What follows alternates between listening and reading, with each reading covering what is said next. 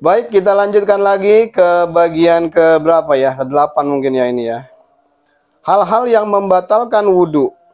Yang membatalkan wudhu ada 4, yaitu segala sesuatu yang keluar dari kubul dan dubur.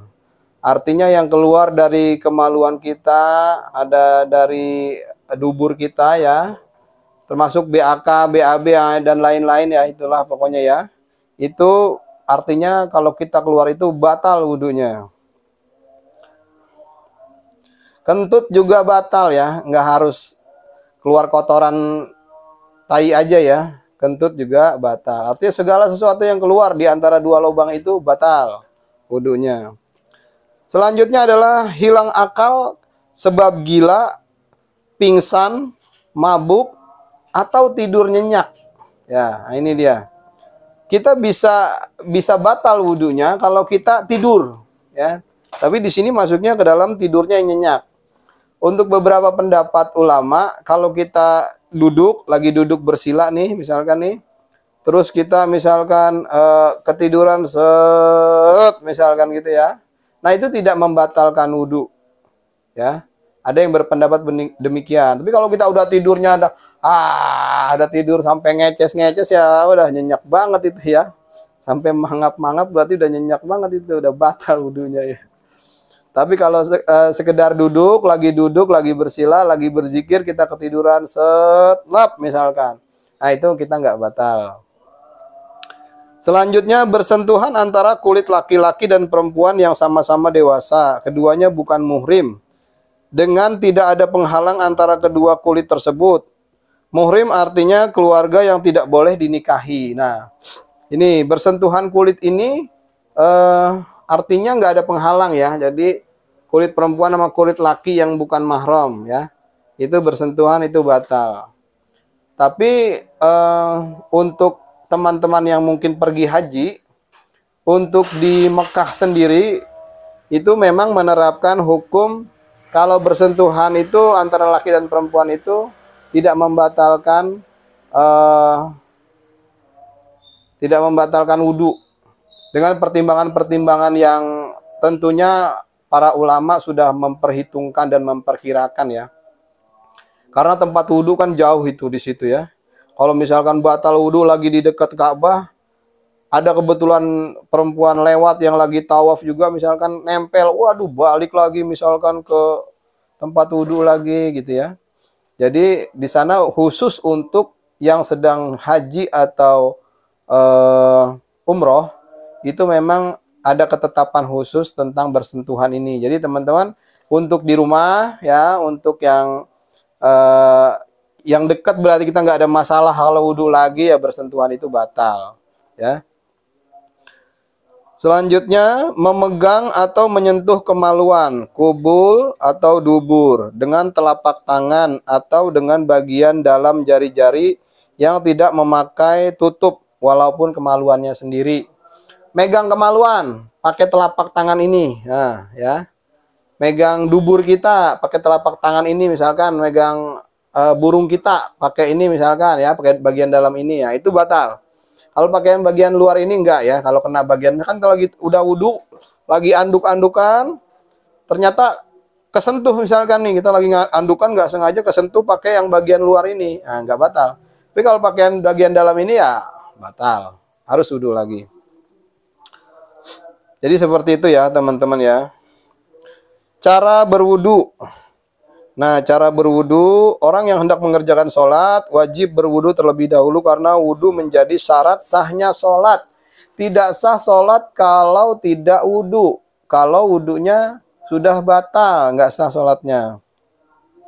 Sebelum berwudu kita harus membersihkan dahulu najis-najis yang ada pada badan kita kalau memang ada najis. Nah, itu penting. Cara-cara wudhu ya. Di sini saya bacakan dulu. Nanti saya buat video sendiri tentang praktek wudhu biar teman-teman nggak salah. Pertama, membaca Bismillahirrahmanirrahim sambil mencuci kedua belah tangan sampai pergelangan tangan dengan bersih. Ya. Jari-jarinya ya. Sampai pergelangan tangan. Yang kedua, selesai membersihkan tangan, terus berkumur-kumur 3 kali sambil membersihkan gigi.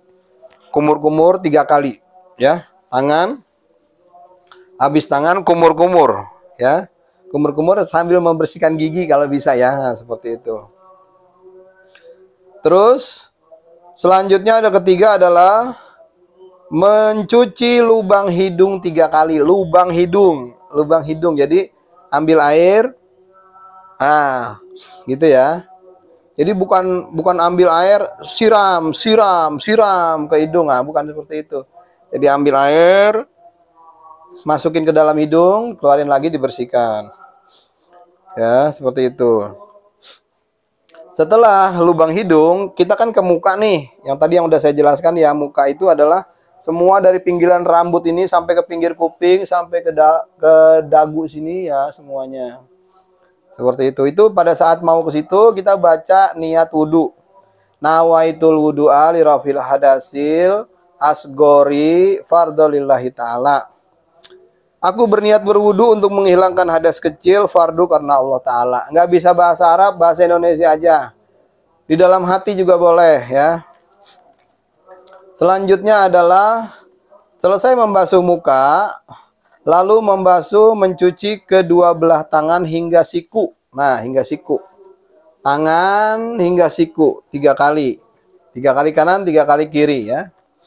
Selanjutnya mengusap sebagian rambut kepala, terus mengusap ke kedua belah telinga 3 kali. Dari sini, dari muka tadi ke tangan, dari tangan ke ambil air, jidat dan sebagian rambut ya.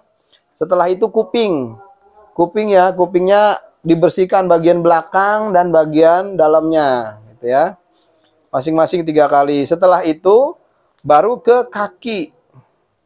Kaki sampai pergelangan sampai mata kaki ya. Sampai mata kaki. Seperti itu. Jadi urutannya seperti itu. Nanti saya akan buatkan videonya, contohnya bagaimana cara wudhu, biar teman-teman juga bisa mengikuti praktek di tempat masing-masing. Di sini ada keterangan, dalam melaksanakan pekerjaan-pekerjaan tersebut di atas, wajib dikerjakan dengan berturut-turut. Artinya rukun-rukun yang harus didahulukan, dan rukun-rukun yang harus diakhirkan. Selanjutnya adalah doa sesudah berwudu. Doa sesudah berwudu disunahkan membaca doa sambil menghadap kiblat dan mengangkat kedua belah tangan. Disunahkan, tidak wajib. Jadi kalau teman-teman tidak membaca doa setelah wudu juga enggak masalah ya, enggak batal juga wudunya. Bagaimana doanya? Di sini saya bacakan doanya ya. Asyhadu an la ilaha illallah wahdahu la syarikalah wa asyhadu anna Muhammadan abduhu wa rasuluh. Allahumma ja'alni minat tawwabina wa ja'alni minal mutatahhirina wa ja'alni min ibadikas sholihin. Artinya aku bersaksi bahwa tidak ada Tuhan selain Allah yang Maha Esa. Tidak ada sekutu baginya, dan aku bersaksi bahwa Nabi Muhammad adalah hamba dan utusannya. Ya Allah, jadikanlah aku golongan orang yang bertaubat, golongan orang yang suci, dan jadikanlah aku golongan hamba-hambamu yang soleh. Demikian bab wudu. Setelah part ini, saya akan masuk ke video praktek wudu ya. Praktek wudu. Demikian. Terima kasih. Ini hari Jumat. Sudah terdengar persiapan sholat Jumat di masjid. Saya akan persiapan sholat Jumat dulu, baru nanti saya akan buatkan video tentang berwudu ya. Assalamualaikum warahmatullahi wabarakatuh. Terima kasih. Semoga bermanfaat ya.